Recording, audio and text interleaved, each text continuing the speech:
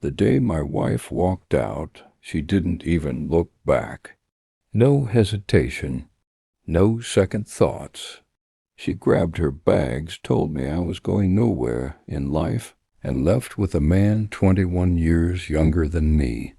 I stood at the door and watched her drive away, and I didn't say a single word. People who saw that moment probably thought I was broken. Maybe I was, but what they didn't know, what she didn't know, was that I had spent the last 18 years quietly building something most people never see coming, and it wasn't ready to show itself yet. My name is Daniel. I grew up with nothing. I mean that literally a single mother, a rented apartment with thin walls, second-hand clothes, and a father who disappeared before I was old enough to remember his face. But I had one thing that nobody could take from me. I knew how to be patient.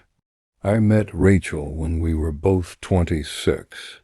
She was sharp, beautiful, and full of energy. I was quiet, focused, already 3 years into building a private investment firm from a small office that smelled like old carpet and cheap coffee. I wasn't rich yet. I was hungry. She liked that about me in the beginning. We got married 2 years later, and I want to be honest here. Those early years were good, real. She supported the long nights. She believed in the vision. We were a team, or at least I thought we were. But somewhere along the way, the patience that built my career became the thing she resented about me.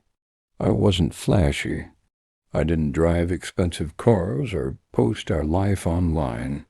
The money was growing, quietly, steadily, the way serious money always does, but from the outside we looked ordinary.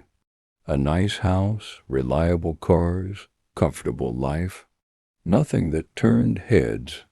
And Rachel had started wanting a life that turned heads. I noticed a shift around year 14. Small things at first. She'd come home later. She'd seem distracted during dinner. She stopped asking about my work, not because she wasn't curious, but because I think she had already started checking out.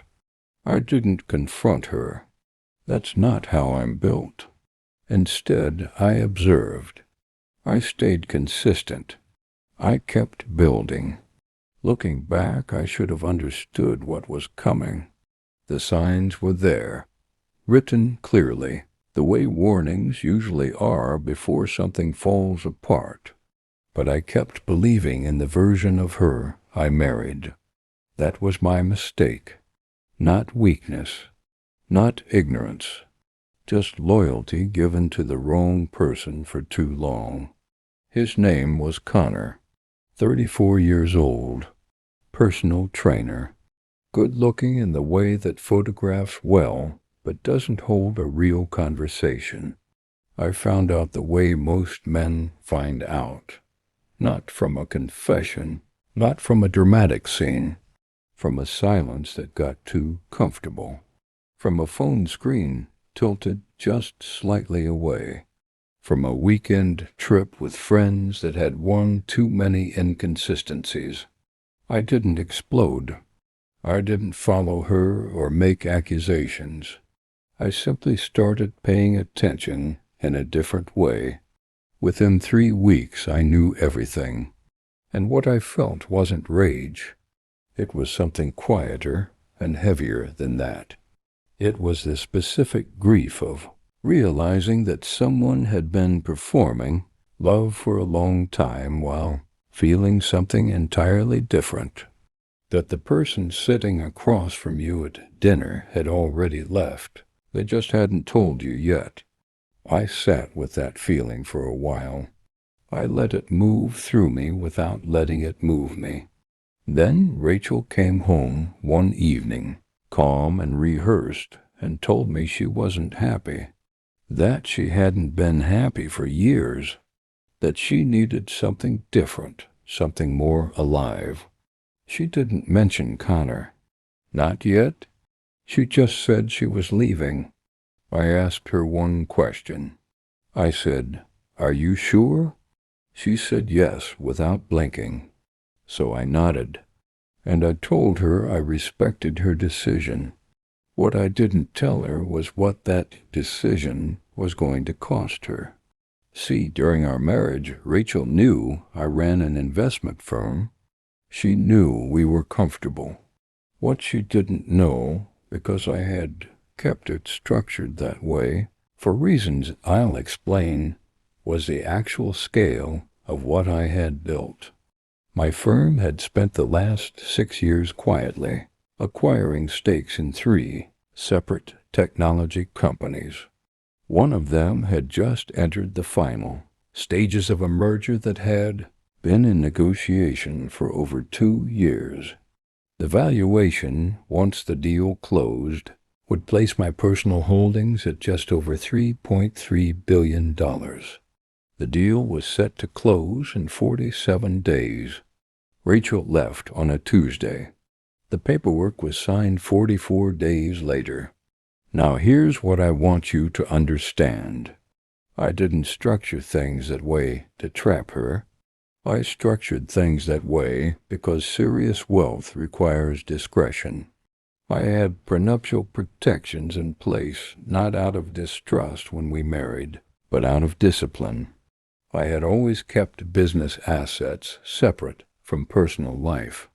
It wasn't a chess move against her. It was just how I operated. But the timing? The timing was something else. She left a man she thought had plateaued. She walked away from someone she had decided was too slow, too quiet, too ordinary. She traded 18 years for a younger man whose biggest asset was a gym membership and a good jawline. And somewhere in that decision, she made a calculation about my worth, my financial worth, my personal worth, my future. She got that calculation spectacularly wrong. I didn't correct her. I just let the days pass. The news broke publicly, not because I announced it. Mergers at that scale don't stay quiet for long. Financial press picked it up first. Then it spread the way things spread now, fast, wide, and impossible to contain. I remember the exact moment I knew Rachel had seen it. My phone lit up. Her name on the screen for the first time in 6 weeks. No text before it. No build-up. Just a call, direct, like the 18 years between us meant we could still just pick up where we left off. I let it ring. She called 3 more times that day. Then a message came through. It started with, "Daniel, I think we ended things too fast," and I stopped reading there. I didn't respond with anger. I didn't respond at all, because there was nothing to say. The version of me she left was the same version sitting in that moment. I hadn't changed. I hadn't transformed overnight. I was the same man who worked in silence, built in patience, and trusted in the long game. She just finally had a number to attach to what that silence had been worth. But here's what I want you to hear, because this is the part that actually matters. The money wasn't the victory. The victory was that I never lost myself. Not when she pulled away. Not when she left. Not when I found out about Connor. I never screamed. I never begged. I never tried to make her see my value through my pain. I just kept going. And that discipline, that quiet, unglamorous, daily discipline, was what built the life she walked away from. I didn't get even. I didn't need to. She had made her choice with the information she had, and she had to live inside that choice. That was consequence enough, natural, clean, no chaos required. Some people heard this story and said I was lucky, and maybe there's truth in that.